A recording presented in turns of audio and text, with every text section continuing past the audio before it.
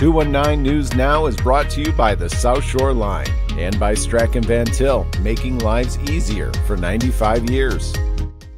I'm Andrew Garcia, and this is your 219 News Now. The Portage Township School Board approved expanding their online school, the PACE Virtual Academy, to include middle school levels in response to families seeking a virtual option. The academy, which originally began for 9th through 12th graders, is open enrollment, and students within or outside school district boundaries can enroll, but they are not eligible for extracurricular activities. Staff at the virtual school will receive stipends for mentoring students, checking their progress, and adjusting coursework.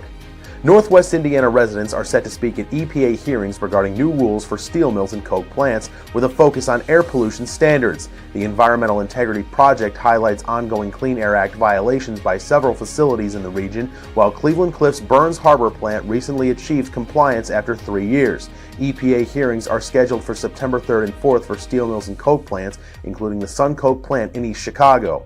The Hammond Common Council rejected an ordinance that would have permitted and regulated golf carts on public roads in the city's Robertsdale neighborhood with a vote of 6-3. The proposed legislation would have required a $50 street use permit for operating golf carts on city streets, but faced opposition from the mayor and council members due to safety concerns and the burden it would place on law enforcement. Despite support from some residents and Councilman Mark Kolwinski, the mayor vowed to veto the ordinance if it had passed.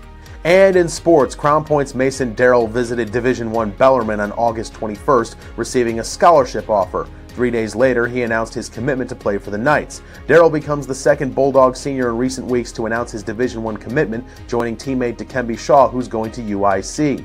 Darrell was a second-team All-Area selection last winter, averaging 14.1 points, 3.2 rebounds, 2.3 assists, and 2.1 steals per game. To read up on more local news and headlines, visit JEDtv.com and NWI.com. I'm Andrew Garcia, and this has been your 219 News Now.